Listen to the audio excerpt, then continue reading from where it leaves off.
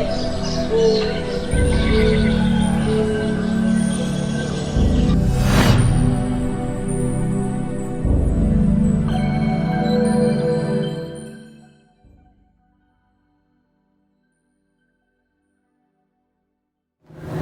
everyone. Today I'm sitting here in a bakery in Englishtown, New Jersey, and it's called the Baklava Lady.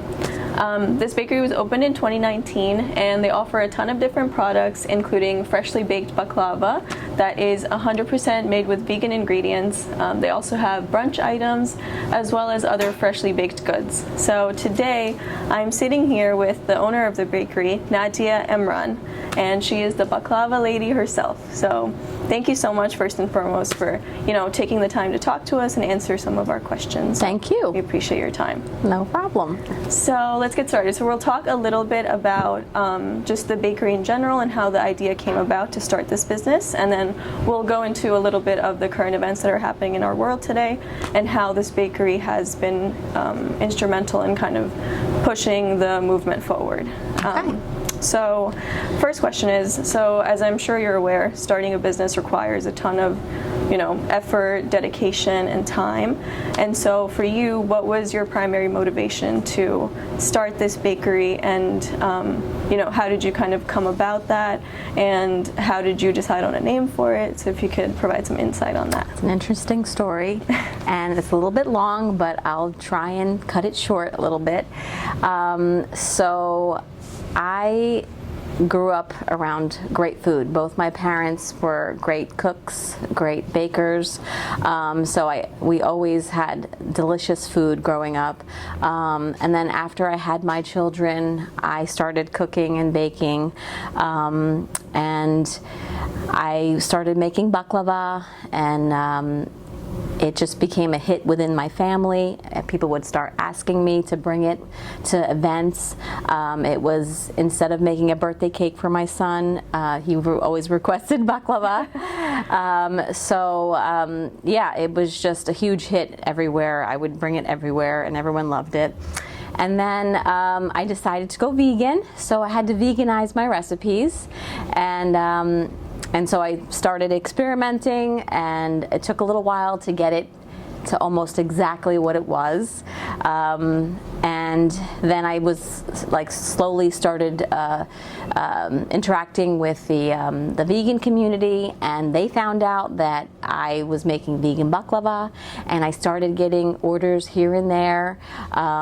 And there's this one family that ordered from me pretty much every 10 days. Wow. Every 10 days they would get a full tray of baklava, pistachio baklava. And the gentleman couldn't pronounce my name, so he just started calling me the Baklava Lady. Okay. And that's how the Baklava Lady started. Yeah, so that's the short end of it. But yeah, he started calling me the Baklava Lady, then everyone started calling me the Baklava Lady, and I started doing these little pop-ups here and there, and I would just bring my baklava, different varieties, as well as other Turkish Cypriot inspired pastries. And then this cafe sort of fell into my lap because I was here. It was a cupcake shop before. I was working here once a week, and I was making all of their vegan baked goods. It was just once a week, and they weren't doing so well. So they decided that they were going to close, and I had this idea of, maybe this place could be mine. Mm-hmm. So I quickly raised funds as quickly as I could, and also my father, who's no longer with us, actually helped me as well. So yeah, the Baklava Lady was born right here in Englishtown. Wow, I love that. That's such a cute story. Yeah, it is. It's a nice story. That everything comes full circle. So you worked here, and then now you own the place. So. Yeah, it was way different. Way different. Yeah, I bet. Yeah.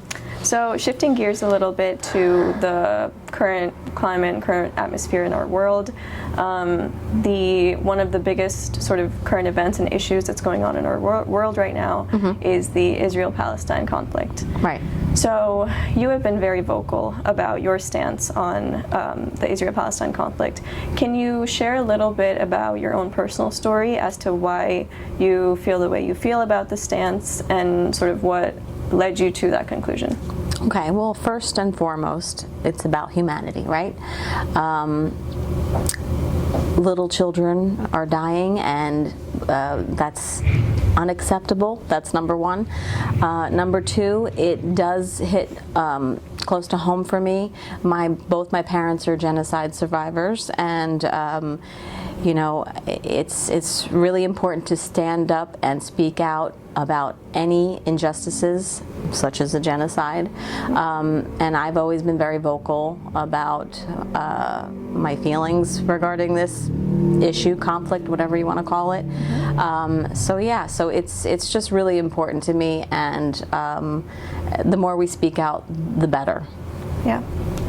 And kind of going off of that, I think that because of your stance and, you know, this bakery that you've built out of not only your talent as a baker, but also your stance to this political issue, I think the bakery reflects a strong message of peace and social justice. How do you hope to spread this message through your business? Well, it's kind of easy to spread the message because I feel like the customers that come here, let me just go back. It's a vegan cafe, so we stand against all oppression. Most of the people that come here pretty much have the same views, and if a new customer comes here and it's just not for them, or they don't feel the same way we do, then we just never see them again. But yeah, it's not difficult for me to spread my message here at all. I'm not afraid to, and actually people have been really wonderful and supportive. So I feel very supported in my community here. Awesome. And kind of going off of that, as a business owner, how do you feel like, and you talked about this briefly, but how do you feel that you balance customers coming in from different political beliefs, but also, you know, making sure that you cater to them in the same way you would any other customer? I mean, I don't, like, every day I'm not talking about it. Every day I'm not, talking about politics every single day. It's, you know, it's just a very welcoming atmosphere. First of all, you come in here and you see the Turkish flags, the Palestinian flags, the kafia. So I feel like anyone that walks in and doesn't really, you know, really agree, they're going to walk right out. And I feel like that's happened before, and it's fine. It's okay. You know, we have a sign in the front of the window that says all are welcome. We treat everyone equally. Anyone that walks in, there's a smile on our face. Welcome. Hi. How are you? So it's a very welcoming atmosphere. Awesome. Wonderful. So we're talking about current events, and so one of the most current events that's happened pertaining to this bakery is the protest that happened most recently. So can you tell us a little bit about the background behind the protest and how it affected you and your customers? Well, I put a sign out during my 5th anniversary. And we all know what that sign says. It says, "We only serve those who believe in peace for all." Well, there was sort of an uproar about that, and Zionists decided that they were going to protest the bakery on Sunday, and it was on Facebook, and it was a public post. So I was getting screenshots of it from customers, from friends, from everybody. Right. The word quickly spread throughout the community, and I didn't ask for really any. I mean, I shouldn't say I didn't ask for any backup, but a friend of mine, Mo Hamza, we kind of chat every now and again. I sent him a message, I sent him the screenshot, and he did what he did with it. So we had a lot of support that day. They showed up exactly at 10 o'clock across the street, and there was about, I don't know, 20 of them. And there was about, I don't know, 150 of our community, pro-Palestinian community. So for us, it was a great day because we felt really, really supported. And I also think that in this community here, I think it was, I don't want to say it was good for this area, but I think it was because this is a very Zionist area. It's a highly Zionist area, and they've been talking about protesting me for years. So it finally came to fruition, and I feel like maybe they'll stop. Maybe they'll stop harassing me. Maybe. Yeah. You feel a sense of, your community coming together and supporting you, which is amazing. 100%. I can't say enough about the community here. They're wonderful, and they fully support us.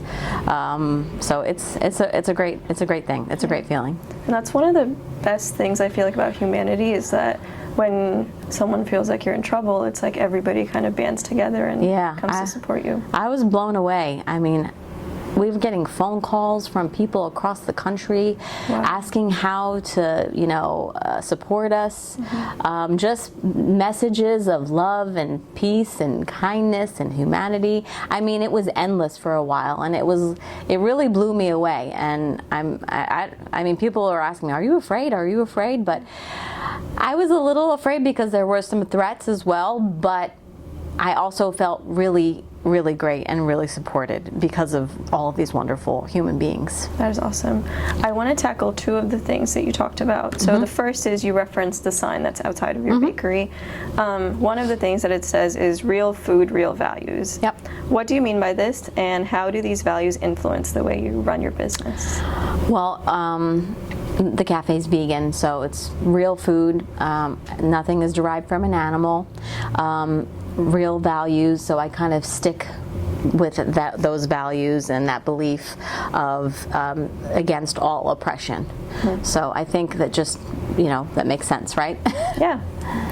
The other thing you referenced is, being so vocal about your opinion. And as someone who owns a business, I feel like, if I were in your shoes, it would be a little bit daunting to be so outspoken, just because not only is it that you're expressing your opinion, which is scary in and of itself, because, there's fear of scrutiny, but it's also, you have a business to worry about. So for you, was that before you, spoke about the conflict, was that something that you were ever afraid to bring up? Or was there, I know you mentioned there's a certain level of fear because of the threats that you were getting, but outside of that, did you ever have doubts about kind of bringing up how you felt?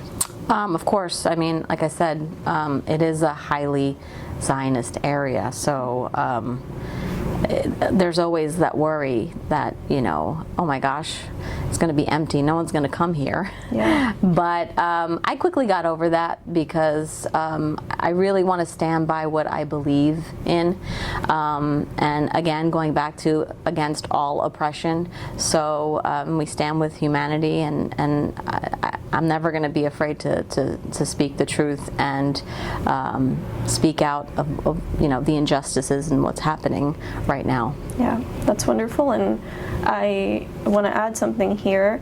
I think that, obviously you're talking about your personal story, and you may not think so, but I think for other people it is such a big deal that you're being so outspoken about it, because oftentimes people can, be afraid to voice their opinions because, like I said, of fear of what other people are going to say, because in this conflict specifically, it's like there's some people that are indifferent and then others who are very on opposite ends of the spectrum. So it can be scary, but I think after hearing your story, I hope that it, helps a lot of people moving forward to kind of inspire them to do the same that you've done. So I just want to say thank you for no, please. So I wanted to ask, and you've talked about this a little bit, what kind of responses have you received from customers and the broader community since the protest, and has it affected your business positively or negatively? Oh, well, we've kind of touched on this already, but Yeah. it's been majorly positive. We've had lines out the door, people coming from all over to support us. Like I mentioned as well, people calling, people buying gift cards for other people in this area, just for them to come in to support us. It's been beautiful. It really has. I can't say enough about this amazing, wonderful community, but it's been nothing but positive. I feel like I can't really complain. Yeah, and we were just earlier talking about the loyalty and having a loyal sort of customer base, and you mentioned that you're very grateful for that as well, which is extremely grateful. We have the most loyal, amazing customers ever. Most of them have become like family. You know, we know everyone by name. We know their families. We know their what's going on in their lives. We, talk about all of those things when they come in as much as we can. So it's wonderful. Yeah, it is. So I want to end with a couple of closing questions. So you mentioned that, let's go back to the sign. You mentioned that it says peace for all. How do you define that in the context of your business and your values? And what steps do you feel other individuals can take to support the vision? Well, peace for all means for all. I mean, it's pretty self-explanatory. I don't know how to dive into it more than it means it's for everybody. And again, I'll mention we're against all oppression. It really means for all living beings. And it is 100% a vegan cafe. And we stand by peace for all. Some people may interpret it as peace for just some people, which is absurd.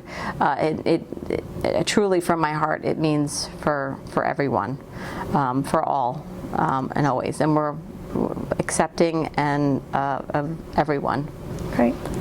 I want to talk a little bit about the sort of future directions for the bakery. So do you have any plans to expand your cafe's message or mission beyond the immediate community, perhaps through other events or initiatives? Right now, I'm just going to keep moving forward with what I'm doing right now. We are trying to figure out how to be open more. We're a very, very small business. It's basically me and my family, my husband, my daughter. We run the cafe, but I'm just trying to focus on trying to hire more help and open more days, and I'll always be outspoken of of any injustices, especially this one. But I just plan on keep moving forward and maybe expanding a little bit. But if there's we do some events here. I host pop-ups, pro-Palestinian small businesses. I support them as much as I can. But right now, just focusing on the business and our customers. Wonderful. And looking ahead, I think when you start a big feat like a business, you want to leave some sort of legacy behind. And so when you think about that, what do you hope that your cafe will become a symbol of, and what legacy do you want to leave for the community and beyond?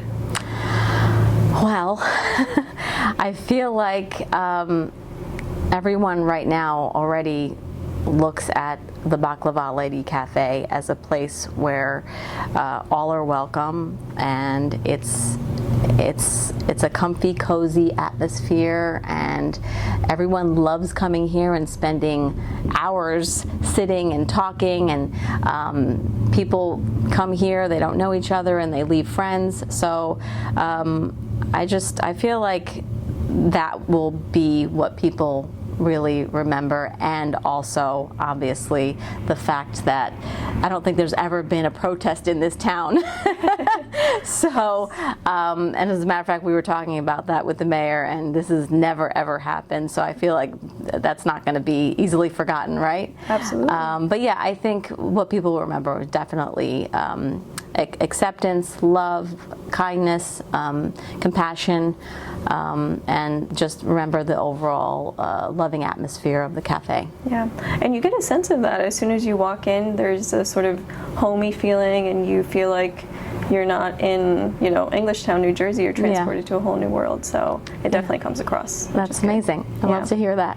And so to wrap up, my last question, in this whole experience of you being outspoken about your beliefs, touched on this earlier, but oftentimes it can be difficult for people to do that, whether it's for this particular conflict or for other things, because of fear of being judged or whatever it is.